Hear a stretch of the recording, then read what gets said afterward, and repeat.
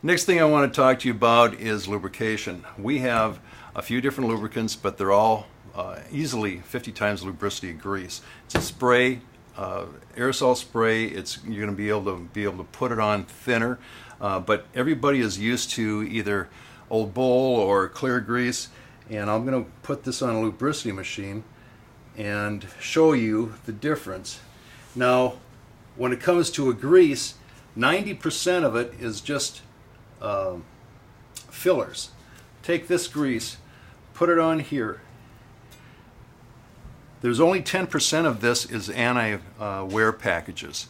So you're using a lot of fillers, and 90% of it's going to be wasted because we have tight tolerances, and most of it's going to be wiped away. So only 10% of what you're putting on there is true lubrication.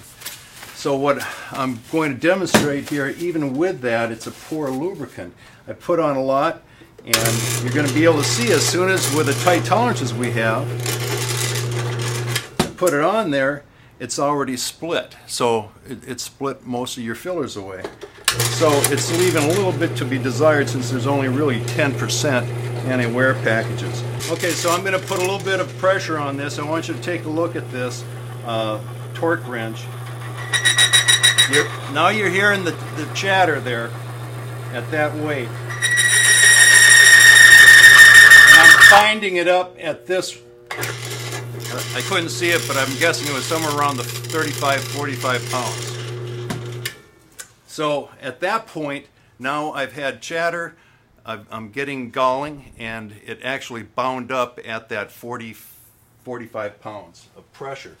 And as you can see, right here, I'll wipe this away, and there's wear and tear right here and here.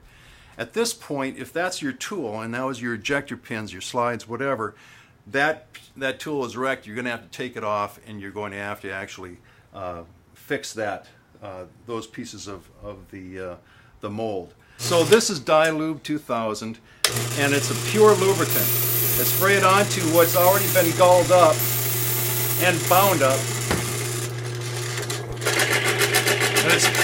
and it's already chattering because of all that sound from before.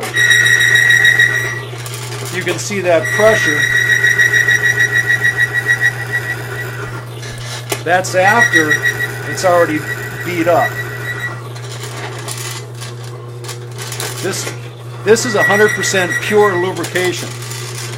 It outperforms everybody else's lubricants. I haven't found anybody that can outperform this Lube 2000.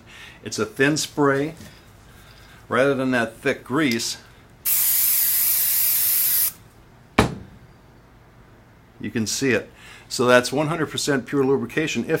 I spray it onto my ejector pins, I might lose a little bit as it's being wiped off, but if you've degreased beforehand and you spray this onto a degreased piece of metal, it has a chance to get right down into the molecular structure. If you can put a little bit of finger pressure onto it, it sets it in there, and you just get more bang for your buck. What I'm going to do now is just show you the Lube 2000 directly onto a clean roller. And this is the hard metal, this is the soft metal. And I'm going to start it up and spray it.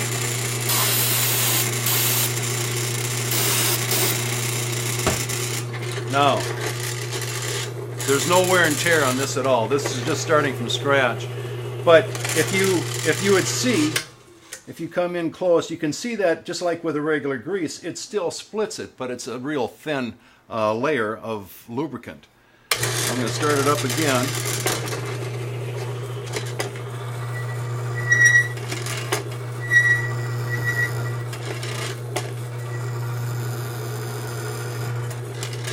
You could probably take my body weight. A little bit too heavy to try because I'll bend it. Anyway, this is what's left over. I may have a little bit of tarnish there, but that's mainly from the heat and the pressure, but there's no wear there. And the same thing here. If I wipe that away, there's no wear. So this is easily 50 times lubricity of grease, It's going to last longer. I wouldn't say it's going to last 50 times longer than grease, but it has higher properties of lubricity, so it's going to take more pressure, it's going to take more pounding and thin out. This is something that I haven't talked about before, but this takes a 200 Timken load. Most greases are like 20, anywhere from 12 to 30 Timken load. And this is a 200. And my other grease that I handle is a 65 Timken load. So that's a lot of pound out, thin out that people have to deal with, along with the high lubricity. It's a win-win for everybody. Thank you.